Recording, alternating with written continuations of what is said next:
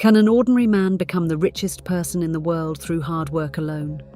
Or does it also require power, clever strategy, and ruthless decisions?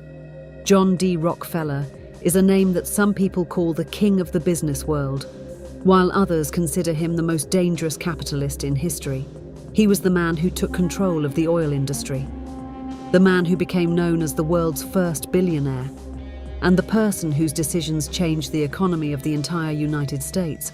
But the real question is, was he truly a great man, or just a brilliant player in a ruthless game of power?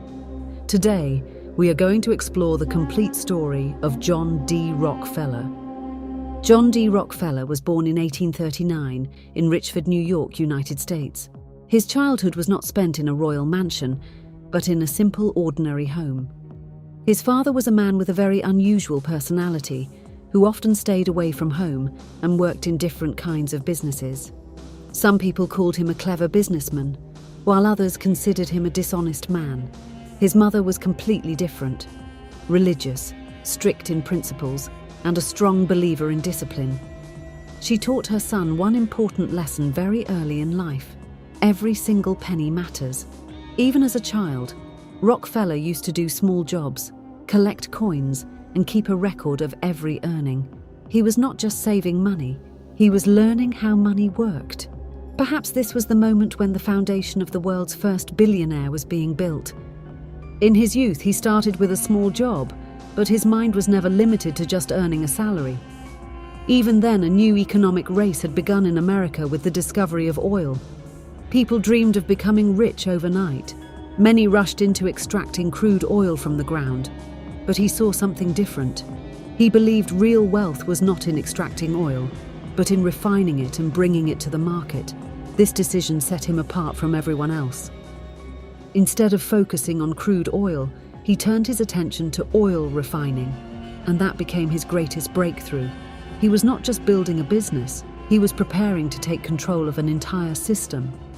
In 1870, he founded his famous company, Standard Oil. At first, it was just a business, but within a few years it became a force that took control of the entire American oil market. Rockefeller started buying up rival companies. Where buying wasn't possible, he would lower prices so much that the other business would be destroyed on its own. He made secret deals with railway companies so he could get cheap transportation, and others would suffer losses. Gradually, most of the lamps burning in America had his name behind them. People used to say, if there is light in America, then behind that light stands Rockefeller. His wealth grew so rapidly that the world was left amazed. He didn't just become rich, he became wealthier than anyone had ever seen before. John D. Rockefeller is known as the world's first billionaire. Today, $1 billion might seem like ordinary news, but in that era, it was nearly equivalent to an entire empire. He didn't only have money, he also had influence, power, and control over decisions.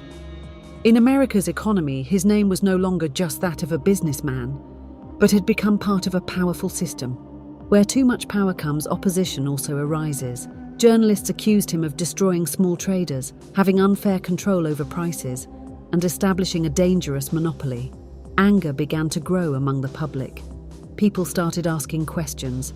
Should one person have so much power? Eventually, the American government intervened. In 1911, the US Supreme Court decided that Standard Oil must be broken up. The company was divided into several parts. But the surprising thing was that even after the company was broken up, Rockefeller became even richer because he still owned shares in the new companies. In the last part of his life, he turned his attention toward charity and philanthropic work. He spent enormous wealth on universities, hospitals, medical research, and education. Institutions like the University of Chicago and the Rockefeller Foundation were the result of this thinking. Some people say he wanted to improve his bad reputation. Others say he truly wanted to give something back to the world. Perhaps both statements are true. John D. Rockefeller left this world in 1937, but his influence remains even today. He was not just a rich man. He was a person who changed the rules of capitalism. Was he a hero or a villain? This decision is still not easy, but one thing is certain. If you read the history of the modern business world, you cannot ignore the name of John D. Rockefeller.